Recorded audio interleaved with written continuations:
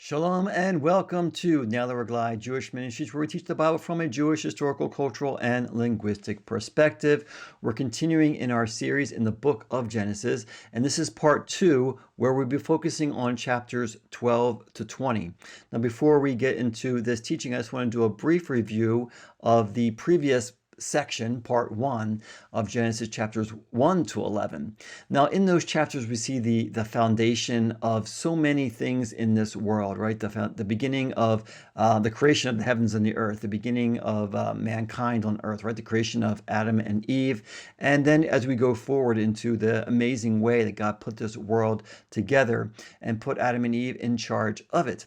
Now, throughout these first 11 chapters, we actually see various genealogies, and we actually see 4 specific genealogies that are listed throughout these chapters, and each genealogy is there for a reason. It's not just listing a bunch of names. God's actually telling a story. It's also part of his plan of redemption and his plan of using mankind in his story and in his plan of redeeming the world. So I want to just review that briefly here. Now, in Genesis 5, we read about the generations of Adam, and we see how there's prophecy in the names of those people that are listed there, specifically leading up to Noah, right? And that time of the great flood of the earth, and how Noah, literally, his name means rest, and he brought rest to the earth. Now, another detail that we see in these genealogies is the blessing of Shem in Genesis chapter 9, and then that genealogy of Shem in Genesis chapter 11. And we see how there are 10 generations that lead up to Avram or Abraham, right? And we're going to be focusing on the life of Abraham in this teaching. And I'm going to be going back and forth between the names Abraham and Avram. Now, Avram was the original name that Abraham was given in Hebrew, and in English we say Abram, right? But his name was changed to Avraham in Hebrew, or Abraham. But I'm going to be using both names, the Hebrew or the English, and both forms of the name. The first name he had, Avram, and then as well as Avraham or Abraham. And because those names have meaning, Avram means exalted father. So we'll be talking about that more as we go through this teaching. Now, the last teaching I did in this series was on Genesis 11, and it was called the blessing of the name. And there's a double meaning in that, because as we follow the line of Shem, Noah's son, leading down to Avram, Abraham, right, whose name means exalted father, there's a double meaning there, because the name Shem in Hebrew literally means name, right? It's the word name, or the meaning of name. So we know that Shem was blessed, but then as you follow his line, it's actually Abraham, Avram, who is blessed. And he is that kind of the fulfillment of that blessing of the name, as we read in the first few verses of Genesis chapter 12.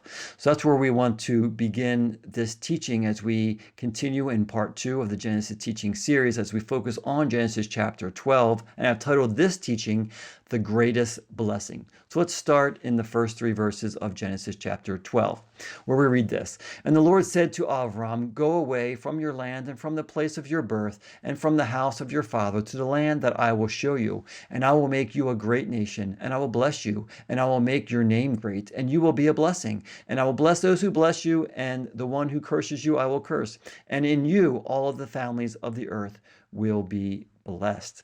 Such powerful words in these first 3 verses. So in these verses are recorded how the Lord called and blessed Avram, right? And the Lord called him out and he blessed him. It's such a beautiful expression of the Lord's words over this one man. Now, I want us to be thinking about some questions as we get into this teaching. Number 1, why did God call Avram to walk away from his land, from the place of his birth, and from the house of his father? Number 2, where was Avram born? Number 3, where was Avram living when God called him? Number 4, was Avram's father still living when God told him to leave his father's house? Number 5, what promises did the Lord make to Avram? Number 6, how did God's blessing manifest itself in Avram's life? And number 7, how are all the families of the earth blessed in Avram? So hopefully we'll find reasonable answers to these questions as we go through this teaching. Now, to answer the first question, we know that Avram was born in Ur of the Chaldees, or Ur of the Chaldeans, as you see it on your screen there in the lower section of southern Mesopotamia, in the right-hand side of your screen. And we know that Avram had two brothers, Nahor and Haran, who are all sons of Terach, right? Terach was the name of Avram's father. Now, after Haran died, Terach took his son Avram together with his wife Sarai and his grandson Lot, right? That was Haran's son, on a journey to the land of Canaan. Now, we know that they never made it to Canaan as a family, but settled in Haran, as you see it on your screen, which is in Upper Mesopotamia. And the name of Terach's son was a similar name, right? Haran, it's a softer H, whereas the Haran, the city, has a hard H sound, the chet. And I taught on this in the previous teaching, some possible reasons for this similarity in the names, and how it may be named after Terach's son Haran, and the reason for the difference. But I'm not going to get into that. I've taught on it in the previous teaching. If you want to if you want to review that, go back to the previous teaching on Genesis chapter 11, the blessing of the name. Now, a question that I asked in the previous teaching is, why did Terach decide to take his family on a journey to the land of Canaan? And now we don't really have a direct answer for this. We don't know if God spoke to Terach to go to the land of Canaan, or if Terach just wanted to escape the family shame of the death of a son, Haran, who it seems like he died at an early age, and the barrenness of Abraham and Sarah, right? Avram and Sarai. Sarai, his daughter-in-law, it says that she was barren, right? So this was a stigma in that culture, and it still is in some ways. And it's possible that he was just escaping from that. But it could be one or both of these reasons.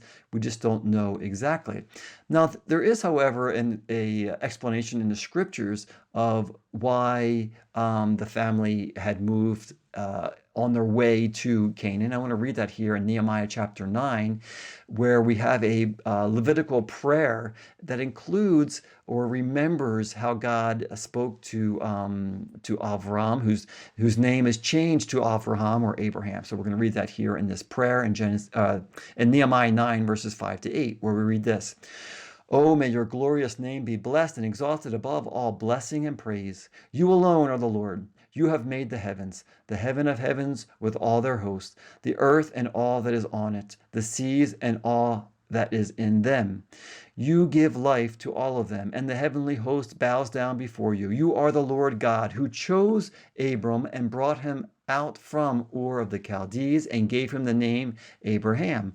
You found his heart faithful before you and made a covenant with him to give him the land of the Canaanite, of the Hittite and the Amorite, of the Perizzite, the Jebusite and the Girgashite, to give it to his descendants, and you have fulfilled your promise, for you are righteous. So that's Nehemiah 9, 5 to 8. It's a section of the prayer, the Levitical prayer there, and it talks about Abraham, right? We read how it says that the Lord is the one who chose Avram, whose name was changed to Avraham or Abraham, right? And brought him out of Ur of the Chaldees. Now, exactly how God did this, we don't know, but we see how the Lord was directing the course of Avram's life, bringing him out of Ur of the Chaldees to Haran, and then calling him out of Haran to continue into the land of Canaan. And I think this is a good reminder, too, that, somehow we don't see how God is leading us, right? But we can look back and see it was the Lord who led us in certain ways. Now, in verse 1, we read these details. And the Lord said to Avram, go away from your land and from the place of your birth and from the house of your father to the land that I will show you. Now, this call or command of the Lord to Avram begins with the well-known Hebrew phrase, Lech Lecha. It's a simple phrase, but it's somewhat challenging to translate into English. It could mean like go, or go yourself, or walk. It can mean all these things, and they kind of have the same meaning, right? It's clearly God is calling Avram to leave the place that he was at and commanded him to go somewhere else, which God promised to show him. Now, this call of the Lord to Avram included walking away from three distinct entities, right? Number one, he said, leave your land and go away from the place of your birth and from the house of your father. So why does the Lord specify to Avram to leave three distinct entities: your land, the place of your birth, and your father? Why did God call Avram to not only walk away from his land, but also from the place of his birth and from the house of his father? So I want to answer these questions and look at each one of these distinct entities. So let's begin with the call from the land, right? God called Avram to leave the place where he was living and go to a land that the Lord would show him. Avram and Sarai were probably settled nicely in their new territory in Haran with some palm trees, a vineyard, a nice vegetable garden, and plenty of flocks. But God told him to leave his land behind. And it's difficult, it's challenging to leave what's familiar, right when we're all set up and start over again. It's exactly what God called Avram to do. Number two, the call from the place of birth. Now, the Lord also made it clear to Avram that he was not sending him back to Ur of the Chaldees, the place of his birth. Avram had traveled with his family north and west from Ur of the Chaldees to Haran in upper Mesopotamia. Avram was not to go back to where he was born or where he was married, but he was to continue on to the land that the Lord would show him. Now, number three, what did it mean for Avram to leave the house of his father? Was Avram living in his father's house? Was Avram's father even still alive at the time when he left? So we know that Terach was 70 years old when Avram was born, and that Terach lived to be 205 years old, as we read at the end of Genesis chapter 11. Now, Terach was still alive when God called Avram to leave. We know that Avram was 75 years old when God called him to leave. So his father would have been 145 years old at that time and still very much alive with 60 more years to go.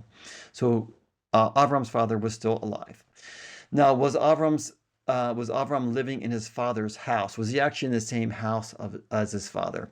Now, so whether or not Avram and Sarai were actually living in the same home as his father is not known. However, God called Avram to leave his father's house behind and go to the land that he would show him. So what does it mean that Avram was called to leave the house of his father? And I want to just give my understanding.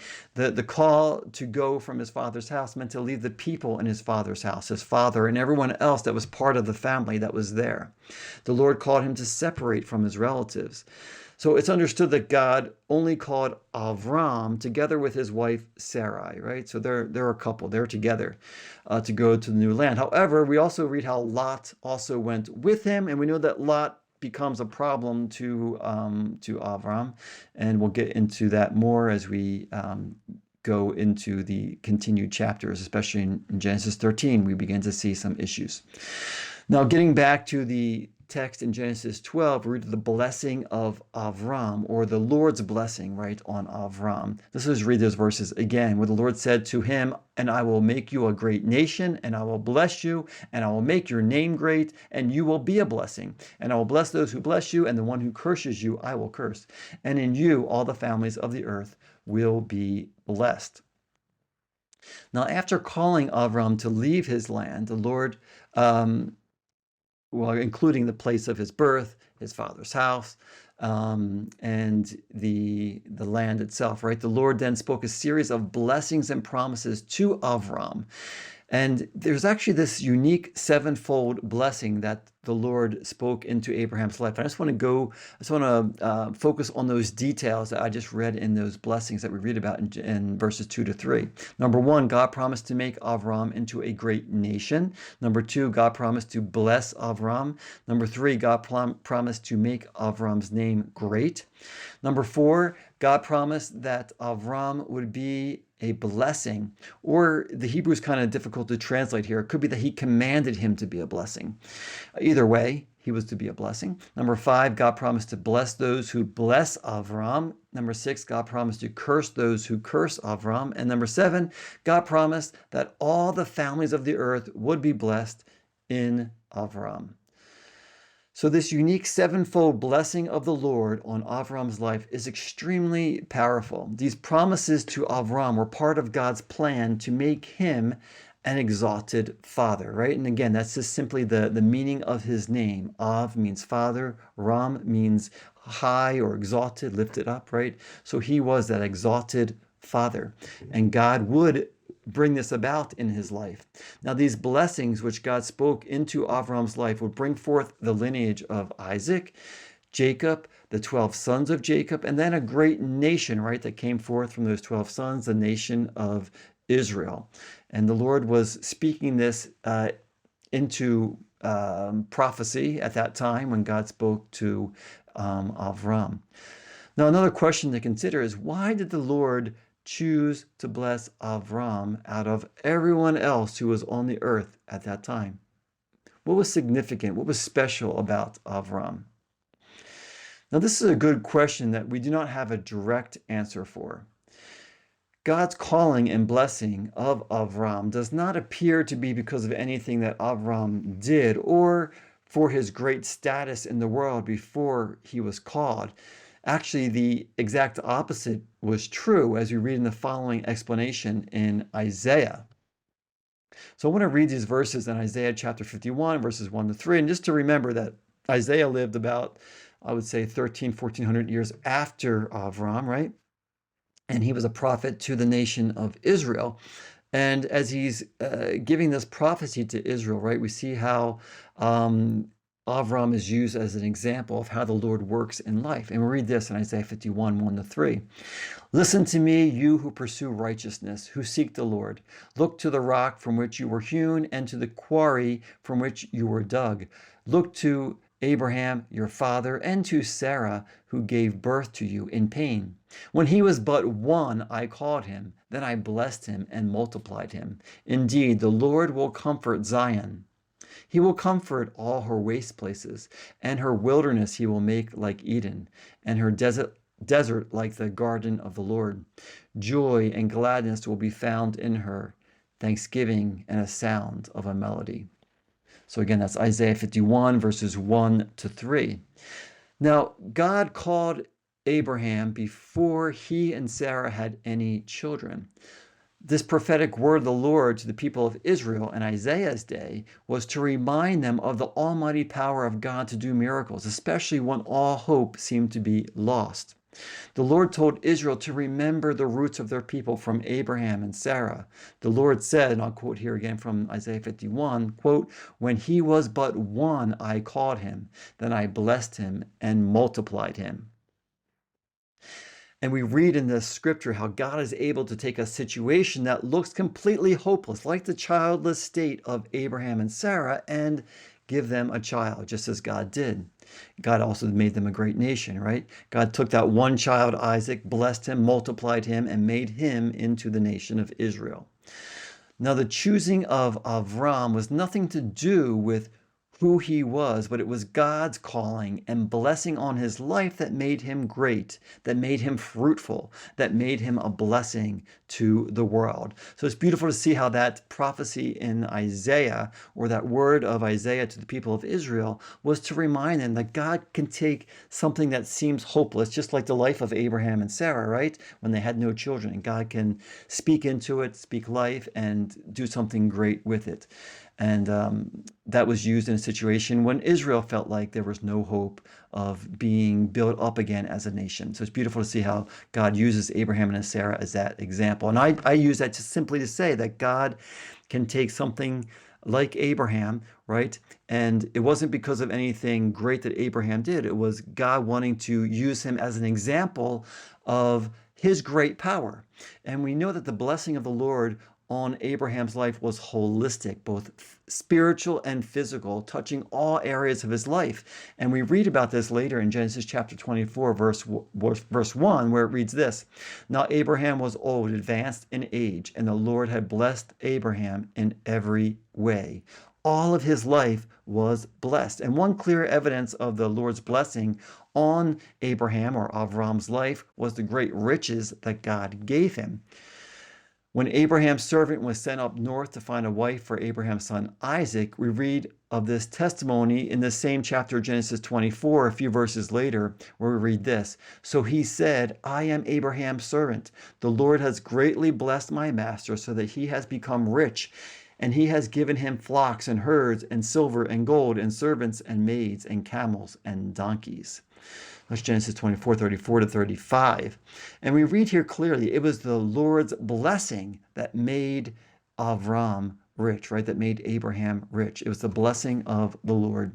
Now we see a similar blessing in the life of Isaac in Genesis 26, 12 to 13, where we read this. Now Isaac sowed in that land and reaped in the same year 100-fold. And the Lord blessed him, and the man became rich, and he continued to grow richer until he became very wealthy. It was very fascinating to see how it was the blessing of the Lord. Now, was Isaac a good farmer? Maybe.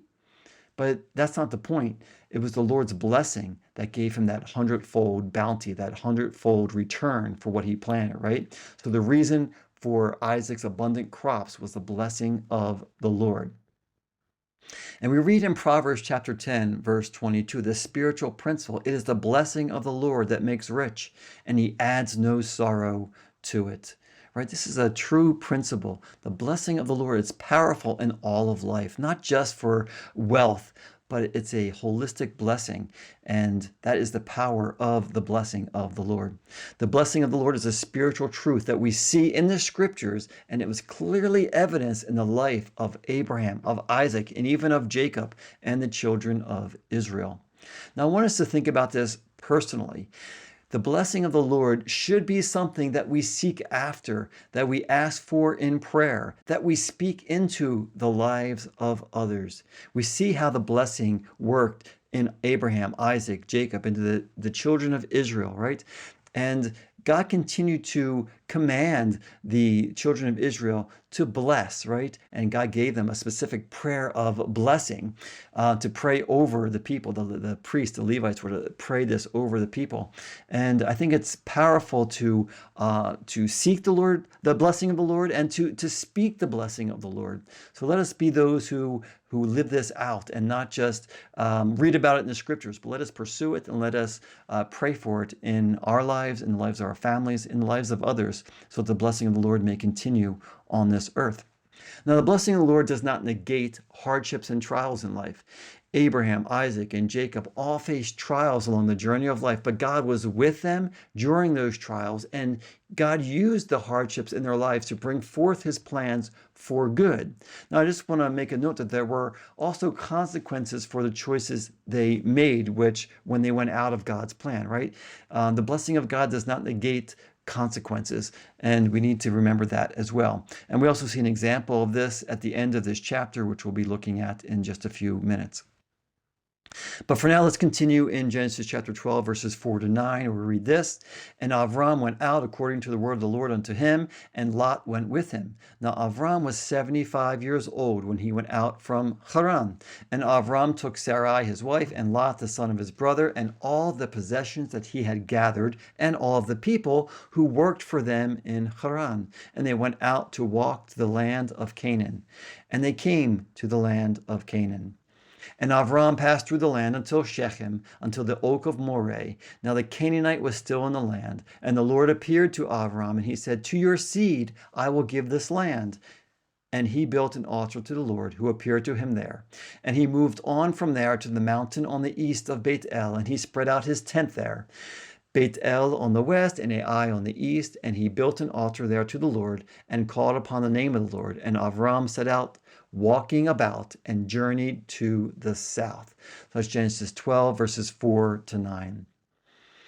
Now, in the beginning of verse 4, we read, and Avram went out according to the word of the Lord unto him. It's such a beautiful picture of obedience, right? Avram obeyed the word of the Lord. God spoke, and Avram obeyed. Now, we also read how Lot went with him. And again, as I mentioned earlier, we know that the presence of Lot with Avram brings hardship to him, and we see this throughout his days.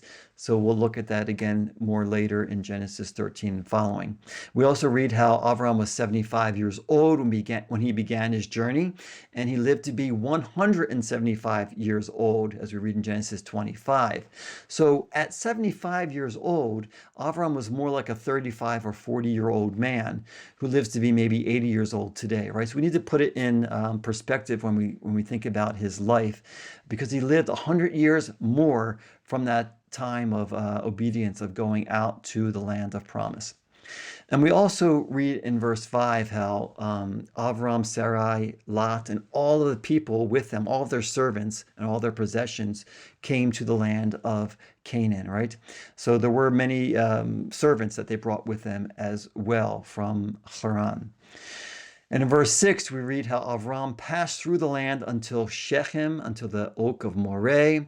Now the Canaanite was still in the land. And you see Shechem on the map there, and how it's sort of in the northern section of the land of Canaan, or the land of Israel. It's not the very north, but it is singled out here, and I think it's singled out for a reason. So again, Shechem was the first city that Avram and his entourage came to in the land of Canaan, or the first city that's spoken of. And we see how God spoke to Avram in Shechem and promised to give that land to his seed. As we read in verse 7, the Lord appeared to Avram and he said, "To your seed I will give this land." And he built an altar to the Lord who appeared to him there. And we read how Avram built an altar in Shechem to the Lord. And this is significant as we see how Shechem plays out in biblical history. Again, just to look at Shechem on the map, it's located sort of in the middle of the Dead Sea to the south and the Sea of Galilee in the north, and it's up from the Jordan Valley in the mountains there, just north of Jerusalem, about 45 kilometers or 30 miles. And as I mentioned before, Shechem is a significant city in biblical history. And I just want to point out some of the highlights that we see in the scriptures regarding the city of Shechem. So Shechem was also the first place that Jacob came to in the land of Canaan when he returned with his 4 wives and 11 children from being with his uncle Laban, right? As we read in Genesis 33. We know that Jacob bought a piece of land from the sons of Hamor for 100 pieces of silver. And he built an altar there. Jacob built an altar in Shechem and called it El Elohei Israel, God, the God of Israel. Now, at that time, there was no nation of Israel. It was only Jacob himself and his family. Jacob, who was called Israel, declared that the Lord was his God, right? So that's literally what he was saying there. Now, it was in the city of Shechem where a man named Shechem, right? The city is named after him. The son of Hamor took Jacob's daughter Dinah and raped her. This is a tragic story, right? And now this man, Shechem, wanted to marry Dinah, but the sons of Jacob asked that the men of Shechem be circumcised first. And then while they were in the pain of the circumcision, Simeon and Levi slaughtered all the men of Shechem for what Shechem did to their sister. So that is recorded in Genesis chapter 34. Now, another interesting note about Shechem is that when the children of Israel went up from Egypt to the promised land, they brought with them the bones of Joseph and buried his bones in Shechem, as we read in Joshua chapter 24, verse 32, and the place of, or should I say maybe the traditional place of the burial place of Joseph is still in Shechem today. Now, in the New Testament, Yeshua met the Samaritan woman at Jacob's well, which is believed to be in the same area of Shechem, which is called Sichar from the Greek, as we read about in John 4. Now, we all know the story of the woman at the well and the Samaritans, and how salvation came to the Samaritans of Shechem at that time, as many Samaritans believed in Yeshua as the Messiah, right? The woman at the well testified to what Yeshua spoke to her. They all came out, listened to him, and he stayed a couple of days and spoke to them, and they believed in him. So many great salvation came to the Samaritans at that time at Shechem. Now, Shechem is a significant biblical city from Avram to the days of Yeshua, and today Shechem is the modern city of Nablus, the center of the Palestinian Authority. And there's a picture that is in the modern times of this area. Now, moving on to Genesis 12, verse 8, we read how Avram moved on from there, from Shechem, to the mountain on the east of Beit El, and he spread out his tent there. Beit El on the west and Ai on the east, and he built an altar there to the Lord and called upon the name of the Lord, right? So Avram moved south from Shechem, as you see on the map there in the north, to Beit El, which is just above Jerusalem, to this mountain called Beit El, which simply means the house of God. Now, just to point out that names of places in the Bible often have two or more names, and depending on when they're named, sometimes the Bible speaks of a place before it's even named because it's written about later, right? And that's probably what we're seeing here. So I asked the question, was it actually called Beit El in Avram's day? Maybe it was, maybe it wasn't. Maybe Avram was the first one to call it Beit El. Now we know that Beit El is also where Jacob first went on his journey when he left his parents, when he was going north to visit his uncle Laban in Upper Mesopotamia.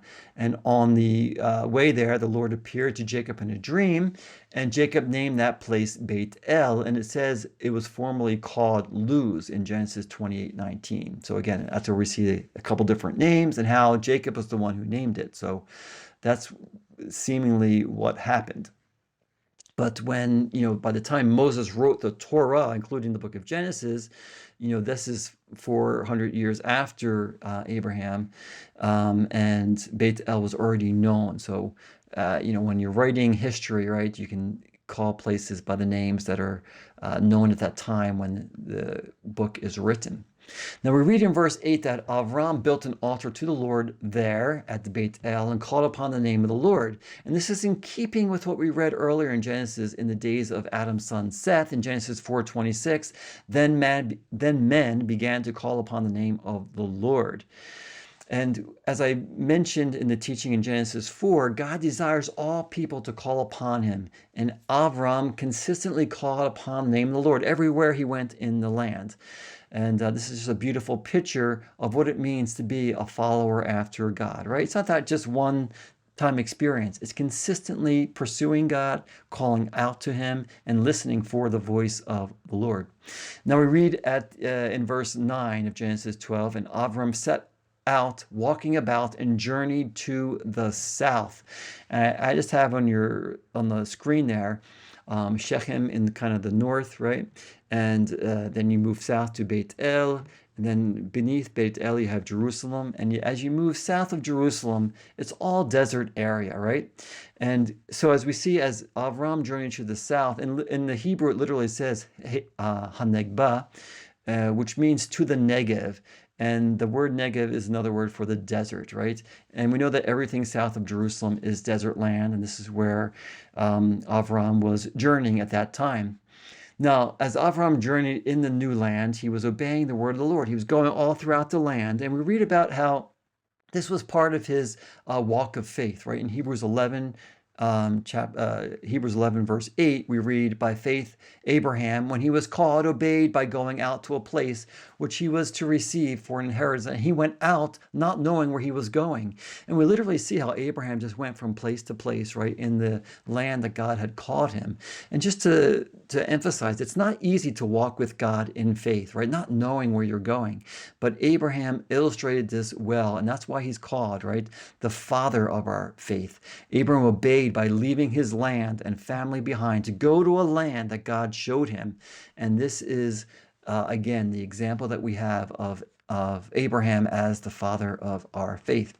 Now, Abraham, or Avram, kept going a little bit too far south, all the way to Egypt, as we read in the final verses of Genesis chapter 12. So let's read the final verses here, Genesis 12, verses 10 to 20. Now there was a famine in the land, and Avram went down to Egypt to dwell there, for the famine was severe in the land. And it came to pass that when they were approaching Egypt, then he said to his wife Sarai, behold, I know that you are a woman of beautiful appearance. And it will happen that when the Egyptians see you, then they will say, this is his wife, and they will kill me, but they will let you live. Please say that you are my sister, so that it will go well for me on account of you, and my soul will live because of you."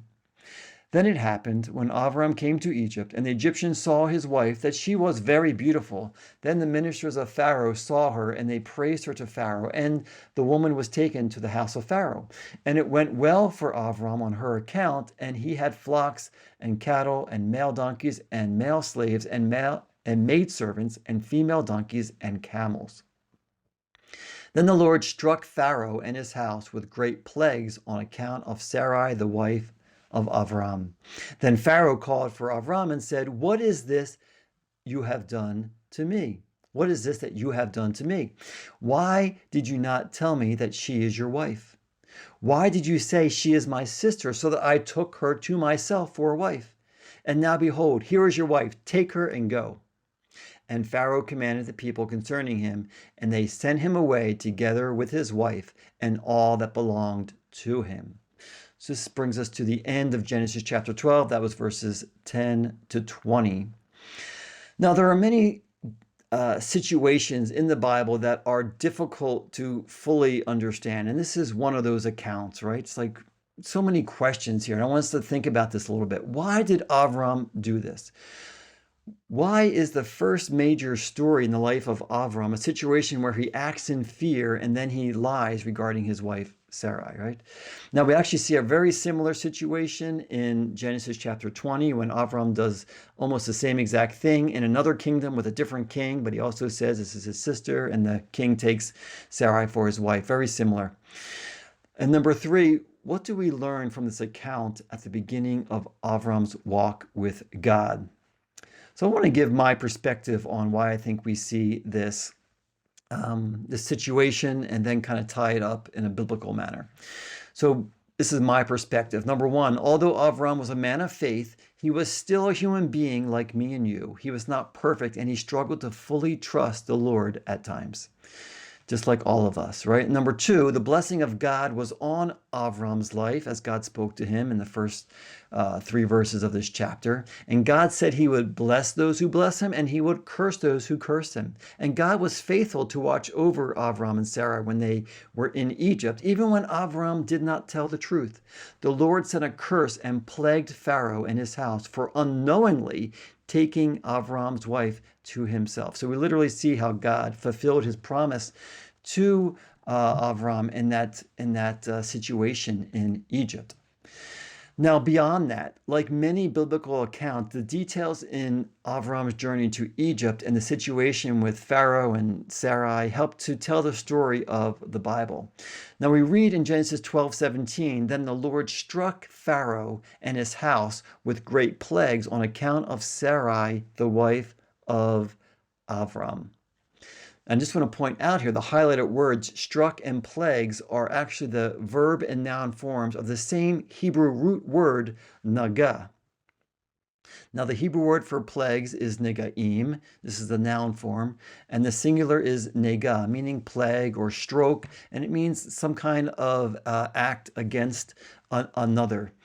Now Genesis 12 is the first time this Hebrew word nega appears in the scriptures. The next time it appears in the scriptures is in Exodus 11, verse 1. It's about 500 years later when the children of Israel in Egypt, right? And it has to do with the final plague in Egypt. So I just want to read Exodus 11:1, where we read this. "Now the Lord said to Moses, 'One more plague I will bring on Pharaoh and on Egypt.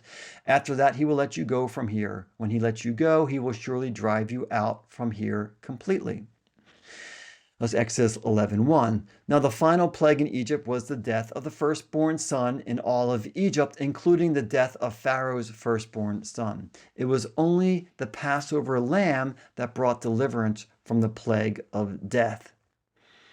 The same word nega is also found in the messianic prophecy of Isaiah 53. So we read this in Isaiah 53:8, "By oppression and judgment he was taken away, and as for his generation, who considered that he was cut off out of the land of the living for the transgression of my people, to whom the stroke was due," right? So that word stroke there is the Hebrew word nega, which again, it means a plague, or right, it's that judgment that was due to the the people. And it's a prophecy in this messianic scripture of Isaiah 53.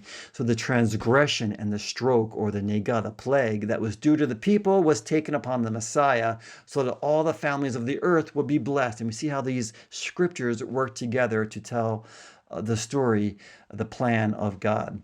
As we begin to study the life of Avram, the life of Abraham in the scriptures, it's important to see how the Lord uniquely called him and blessed him, how the Lord called Avram and blessed him. The sevenfold blessing that God spoke into Avram's life was not only to bless him, protect him, and make him a wealthy man. The Lord blessed Avram and said, in Genesis 12:3, in you all the families of the earth will be blessed. From the beginning of the story of Avram, we see how the Lord blessed him and protected him. We also see a foreshadowing of how all the families of the earth would be blessed through the Messiah, who would come from the descendants of Avram, from the nation of Israel. The plague that first came upon Pharaoh in Egypt in Genesis 12 was a result of God's blessing and God's promises to Avram.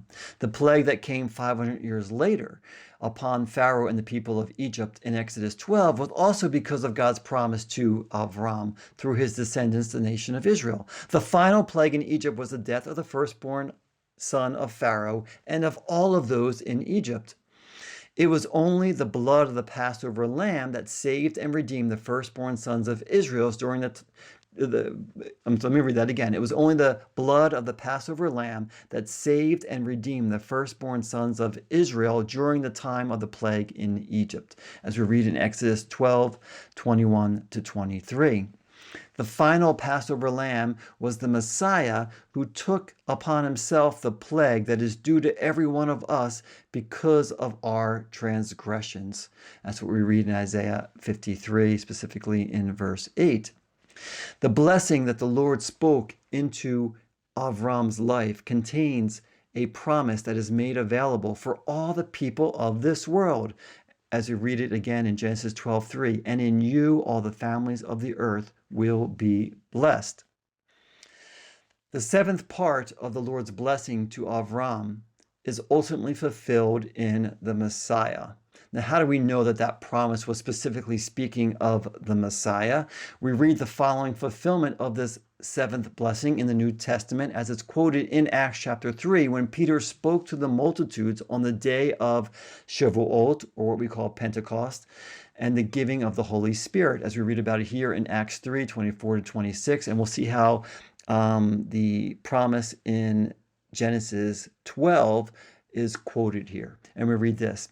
And likewise, all the prophets who have spoken from Samuel and his successors onward also announce these days, it is you who are the sons of the prophets and of the covenant which God made with your fathers, saying to Abraham, quote, and in your seed all the families of the earth shall be blessed, unquote. For you first God raised up his servant and sent him to bless you by turning every one of you from your wicked ways, right? So this is Acts 3:24-26. This is when Peter was speaking to the multitudes on that day of Pentecost, right? And he was speaking to the Jews first, but this was for all the families of the earth. So the ultimate blessing of Abraham is fulfilled in the sacrifice and resurrection of the Messiah, just as Peter explained it there in Acts 3. All the families of the earth are welcome to share in this blessing today by believing in Yeshua as the Messiah. Just as God called Avram 4,000 years ago to leave everything else behind and walk with him, walk with God, God continues to call out to every person from all the families of the earth to leave this world behind, to follow him, and to receive the greatest blessing, and that is the blessing of Messiah. And that's what we see as we study Genesis chapter 12 and put all the pieces together. This is the conclusion to Genesis chapter 12, the greatest blessing. And hopefully we answered all of our questions and see how that blessing of the Lord upon Abraham's life is ultimately fulfilled in the Messiah, who is that blessing for all the families of the earth. Here's some of the resources I use in my preparation. As always, I want to encourage you to share this teaching with others. I also want to invite you to partner with Nyala. We are a nonprofit organization, and we're totally dependent on donations from viewers like yourself. You can do so on our website, nyala.com, or Psalm119.105.org. They're the same website.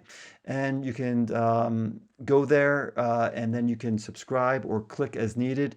You can also simply scan the QR code on the screen. Again, that will take you to the website and you can give a donation. You can also subscribe to our weekly emails to receive our teachings if you're not already doing so. Thank you so much. God bless you, and see you again next time.